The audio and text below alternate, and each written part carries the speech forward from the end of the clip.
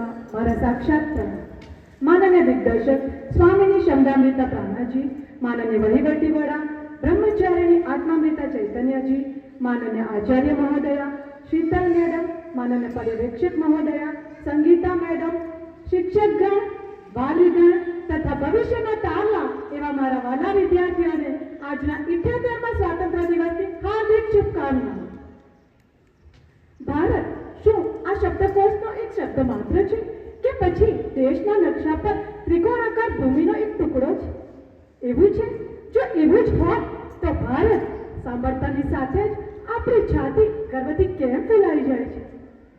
કારણ કે આપણે ભારતીય છીએ.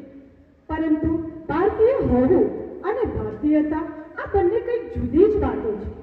આ શબ્દકોશનો શબ્દ નથી કે દેશના નકશા પર દેખાય છે એવું નથી. ભારતીયતા એક નાગરિકતા છે. એ એક ફૂલી ફાલી શાશ્વત વિચારધારા છે. રામનું શબરીના એઠા બોર ખાવું અને ઊંચ નીચની દિવાલો તોડવી એ છે ભારતીયતા. ગાંધારી જેવી સાધારણ સ્ત્રીના મૃત્યુ શ્રાપને શેષ ઝુકાવીને સ્વીકાર કરવો, સર્વશક્તિમાન હોવા છતાં શ્રી કૃષ્ણની આ વિનમ્રતા એ છે ભારતીયતા. પરંતુ ભારતીયતાની ભાવના પર જે આપણું મહાન દેશનું ગણતંત્ર ટકેલું છે એ ભાવનાને બચાવવાની જવાબદારી તો આપણી જ છે ને. તો આજના આ દિવસે મારી આ યુવાધન જેના પર ભારત ભારતીયતાની બચાવ માટે આધારિત છે એને મારી એટલી જ વિનંતી કે યાદ રાખો આ પ્રાચીન ભારતને, ભારતીય સંસ્કૃતિના વારસાને, આપણા ઝળહળતા ઇતિહાસને અને નવજીવનોના બલિદાનને, જેને કારણે આજે આપણું ભારત સ્વતંત્ર છે. પરંતુ શું આપણે એને સ્વતંત્ર રાખી રહ્યા છીએ? નહીં ને. કારણ કે આપણે તો શું કરીએ છીએ? પશ્ચિમી સંસ્કૃતિનું અનુકરણ કરીએ છીએ. તો આજના આ દિવસે મારી સૌને વિનંતી કે એક પ્રતિજ્ઞા લઈએ.